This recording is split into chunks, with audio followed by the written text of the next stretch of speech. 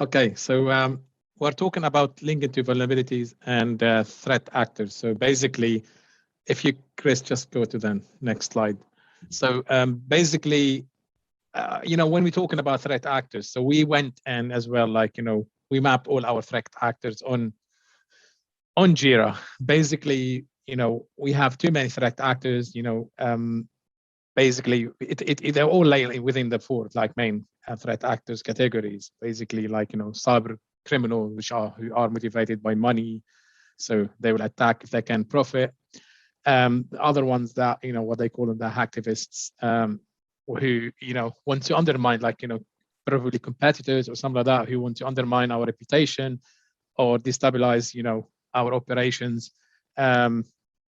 The other one, state sponsored, I think these ones are quite difficult to identify. They are really hard, and we have insider threats. I mean, they can be malicious, but I mean they can also be well-meaning people who have been led astray. But I mean, here on the last one, training and user behavior analytics is the way, are the way forward.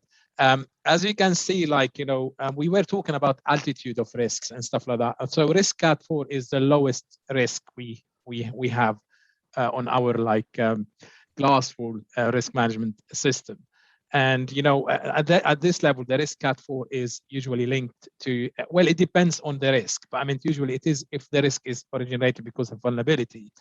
So as you see, it is connected to a vulnerability in this case, which is 782.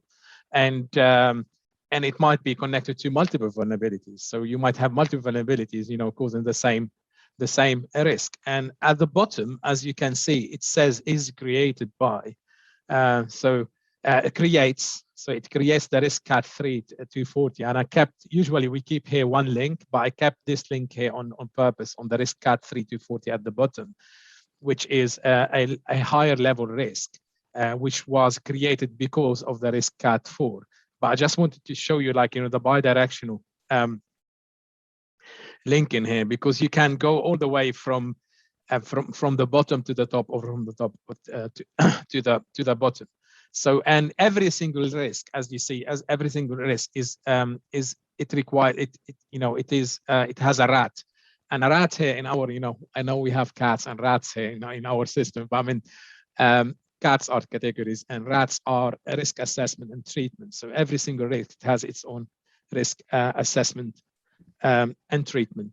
I mean, just one thing on the threat actors. These are the four categories, but we have a lot of personas which we created on our on Jira, which meets the within the four categories. We went and did a lot of research and stuff like that, and we created a couple of personas with some fake photos and stuff like that, and what they are capable of. I think for the threat actors, it's quite vital because it kind of builds context and it kind of gives the risk a bit of, or the risk or the vulnerability a bit of sort of meaning, because if we know the sort of people that are likely to exploit something, we can then, visualize how we can protect against that. And we can assess the vulnerability, right? So, I mean, if it is how exposable is it? Exactly. Yeah, and I think that this is something that sometimes is missing, and it's the kind of thing that is also possible to do once you start to think about a graph and you start to expand on it. Is that my view is that if you don't take into account the threat actor and who can do it and where the attack is coming from, when you're looking at the risk and the vulnerability, you're missing context, right? Because you can have something that's filled quite problematic, but when you actually look at the reality of it being exploited and who can exploit it, you realize that, for example, some might be, well, the threat actor has to be a malicious employee. Well, we go, okay, do we have malicious employees in that level? Are we worried at that level for malicious employees? Or do we have bigger problems if we do have malicious employees, right?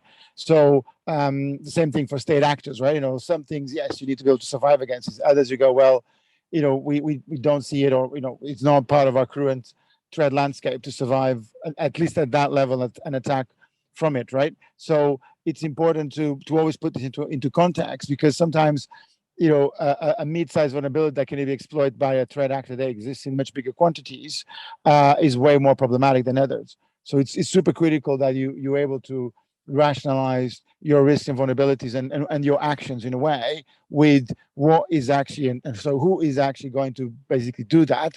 And then there's a second big question, is when something happens, how well can you detect it?